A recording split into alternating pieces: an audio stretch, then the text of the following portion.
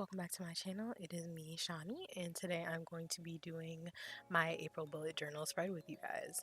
So I know I have not done a bullet journal spread since January because my life has been super duper hectic lately and there's been a lot of things that I've had to do, so I have not really been in a mood to do bullet journals, but I'm back now because personally doing my bullet journal spreads has been very essential in helping me get a handle on some things in my life.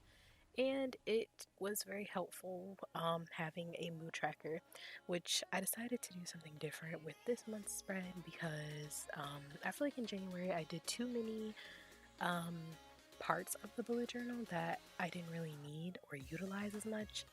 So this one is very basic. I only did like a month spread and I did a mood tracker, which was my most used thing when I did my last bullet journal in January. It's really helpful to be able to look back and see how things affected you or your mood and your emotions and everything over the month. And so that's the main part that I want to focus on in this video. Also, I kind of changed my mind a lot on this spread. At first, I'm sorry I keep saying at first I really wanted to do some succulents and stuff like that because of spring, but then I thought maybe I'll save my succulent stickers and all this good old succulent stuff that I got until later in the year around summertime, which makes more sense. So I did decide to do a very flowery spread for this bullet journal.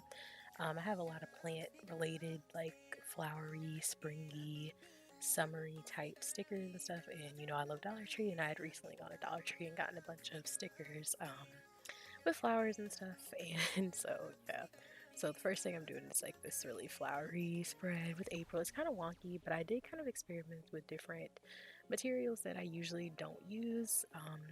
I like to do mixed media, and you guys know from my last bullet journal the spread, not the bullet journal. For the spread, I did some acrylic paint and stickers and metallic markers and pen and all that kind of stuff. And with this one, I decided to put in some oil pastels. And I'm not really good with oil pastels. I have not used oil pastels since I was in high school, which was a very long time ago. And you'll see that I kind of struggled a little bit with it, but I did want to make this different than what I normally do.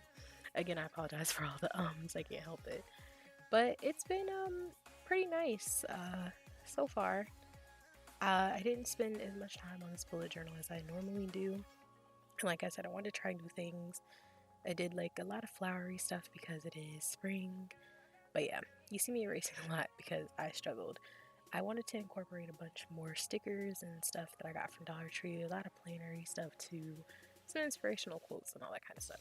So I'm not going to talk this whole video. I feel like I've talked enough, but I want to say I appreciate you guys watching this video. Next, hopefully I will be able to do another spread for May and continue doing this because I do like doing bullet journals, and I feel like doing these spreads gives me time to, you know, step away from work and streaming and all that kind of stuff, and it's really relieving because I get to be creative in a sense that I don't normally get to do. But yeah, it helped me use a lot of materials too, because some of these things I've had from Dollar Tree or Walmart or other craft stores like Tuesday Morning, and they've just been sitting around in my room collecting dust because I didn't use them. But it really encourages me to use them now by doing my bullet journal spreads and stuff like that. But that's going to be all. I'm going to stop talking, and I hope you guys enjoy the rest of the video.